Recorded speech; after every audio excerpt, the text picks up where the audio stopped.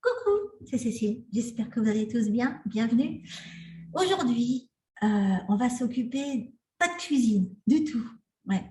Non, aujourd'hui, je vais vous montrer comment ne pas cuisiner pour cuisiner quelque part. Bon. Si vous me connaissez, vous savez que j'aime bien que les choses se fassent toutes seules pendant que je suis pas là. C'est pour ça que là, j'ai deux machines vous savez, les mijoteuses, on a déjà parlé une fois. Là-dedans, j'ai du bouillon, j'ai un tas de trucs qui mijotent toutes seules.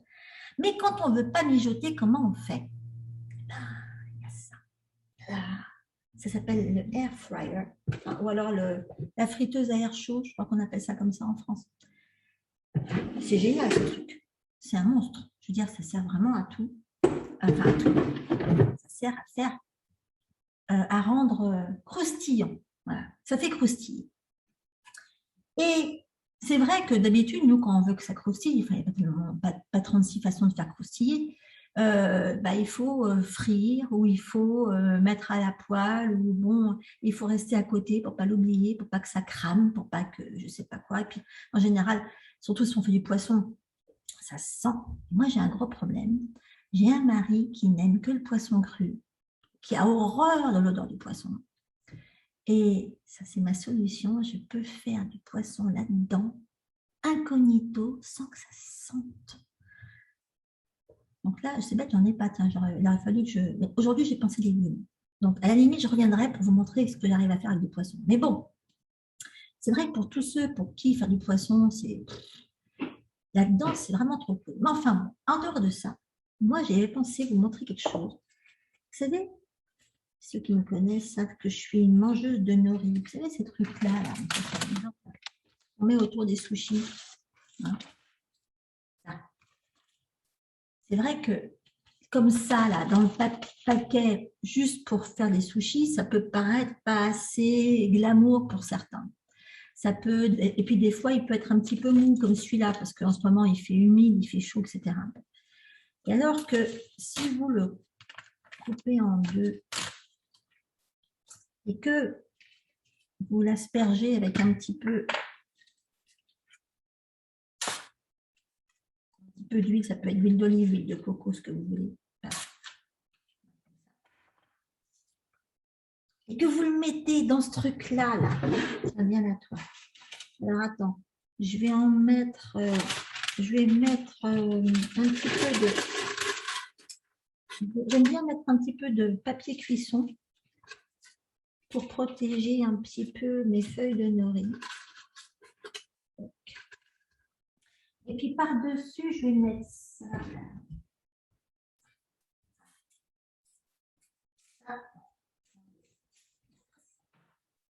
La petite grille qui vient dessus, là.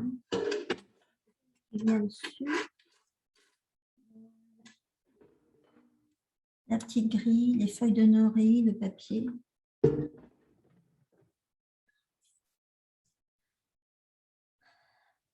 Vous le mettez en route. Enfin bon, chez chaque fabricant, c'est un petit peu différent, mais ça revient au même. Et là, on règle la température. Moi, je ne veux pas une température trop haute. Là, ça fait du très chaud. 100 Fahrenheit, 390. C'est genre, je vais le mettre pas trop chaud. 300, ça doit faire l'équivalent de 150 degrés Celsius, je pense, en gros. Et puis, je vais mettre, qu'est-ce que je mets comme... Alors, pas 20 minutes. Je vais mettre, on va juste voir ce que ça donne déjà au bout de 5 minutes. Voilà. Là, je mets en route.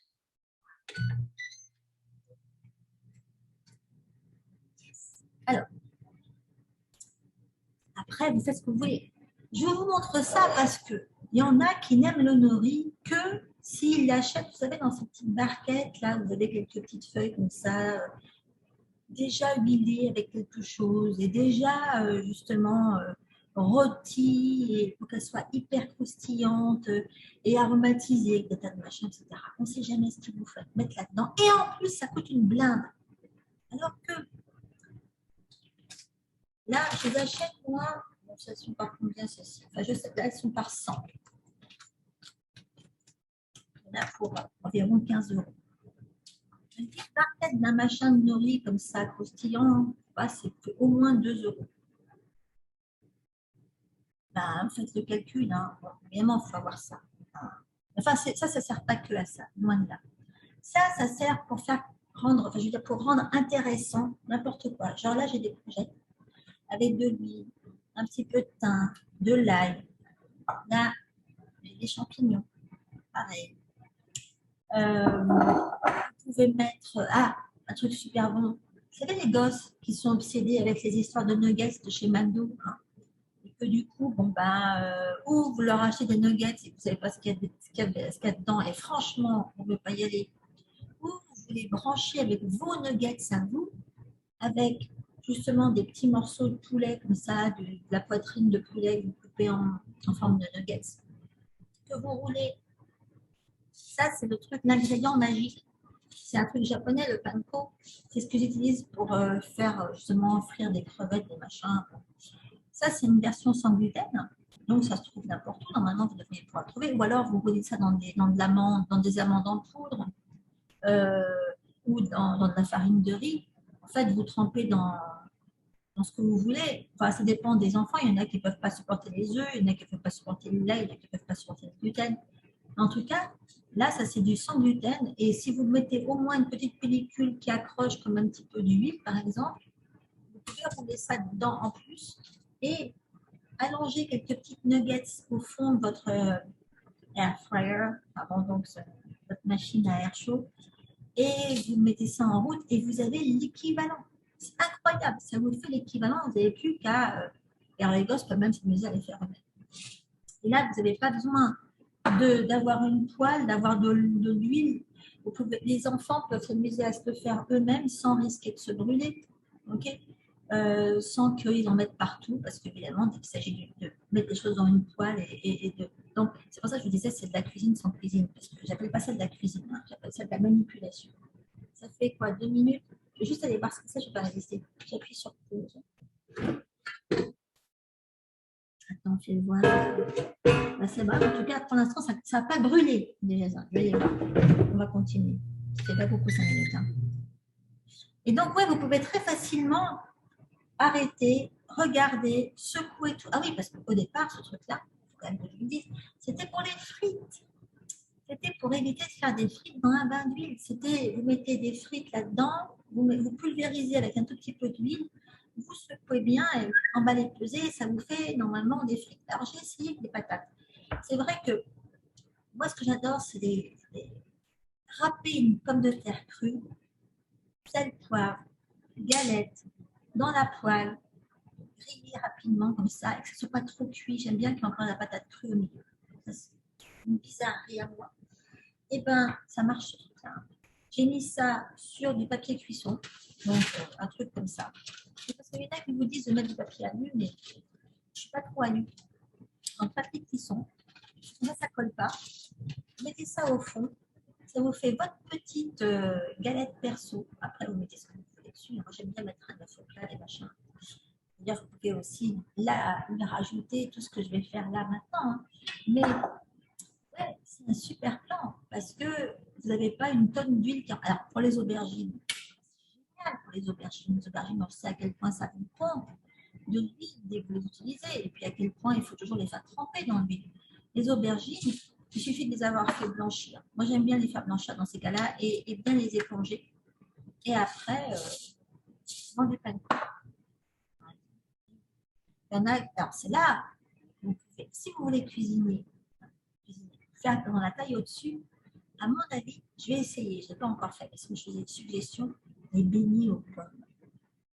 Ah, si, il y a un truc que j'ai essayé, la pomme. J'ai mis une pomme entière pour faire façon pomme au four là-dedans. Quand vous en voulez juste une, vous n'allez pas faire chauffer tout votre four pour ça.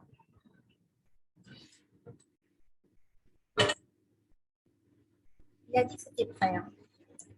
C'est pas toi. Voilà.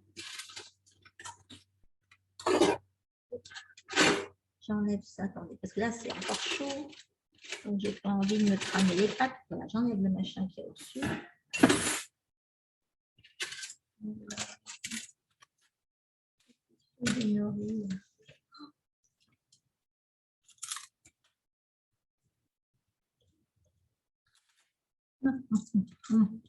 C'est horrible.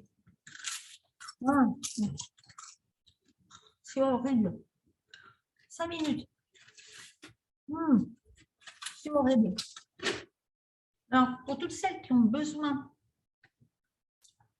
de manger plus d'algues, plus de fibres, là, vous baissez la température, pas trop chaud. Parce que dans un four à 300, enfin, un four à 150 degrés Celsius, vous pouvez courir pour avoir ça avec du nori en aussi peu de temps. C'est même pas la peine. Ça marche. Bon, bah écoutez, je vais m'occuper du reste, je vous raconterai comment c'était. Mais en tout cas, franchement, c'est un truc à essayer. Je vous mettrai des liens de ce que je peux trouver en ligne, des trucs équivalents qui font ça. Parce que bon, moi j'ai trouvé ça ici au stade. Mais là maintenant, quand vous en cherchez ici, vous en avez une dizaine à chaque fois. C'est comme si vous cherchiez une machine à café, quoi. Il y en a partout et toutes les sortes. Donc, il faut que j'arrête parce que... il y a vraiment à boire et à manger. Et je crois que ce qui est important, c'est la taille, parce que la plupart du temps, ils vous en font des beaucoup trop petits.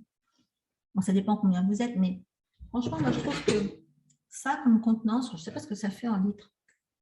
Je ne connais rien, ça doit faire au moins 5 litres, ce truc-là. Bon.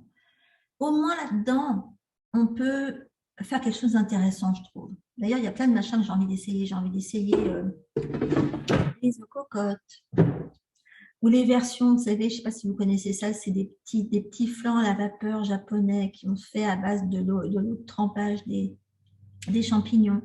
Il y a un tas de trucs qui me viennent à l'esprit. Ah, j'ai fait un truc génial là-dedans, c'est le poivron. Vous mettez un poivron entier, vous lui mettez un poil d'huile d'olive et ça vous fait du poivron rôti. Donc, vous n'avez plus qu'à enlever la peau, parce que la peau, on n'en veut pas. Et vous avez du poivron comme ça, vous pouvez mettre justement dans un pot à confiture. Après, vous gardez au frigo pour quand vous avez besoin d'un poivron rôti. C'est génial. Ça le fait tout seul, pas besoin de faire. J'ai toujours hésité à faire ça parce que l'idée de faire chauffer tout le four pour faire 2-3 poivrons, ça m'embêtait. Ben, ça, c'est génial, ça change tout et c'est hyper rapide. Bref, c'était tout. C'était mon truc du jour. J'espère que ça vous amusera. J'espère que vous avez envie d'essayer. J'espère que ça vous simplifiera la vie surtout. Bon, j'ai plein de trucs à faire, moi. Il est midi ici. On rigole pas avec ça. Je vous vois bientôt. Amusez-vous et racontez-moi dans les commentaires comment ça s'est passé pour vous. OK ?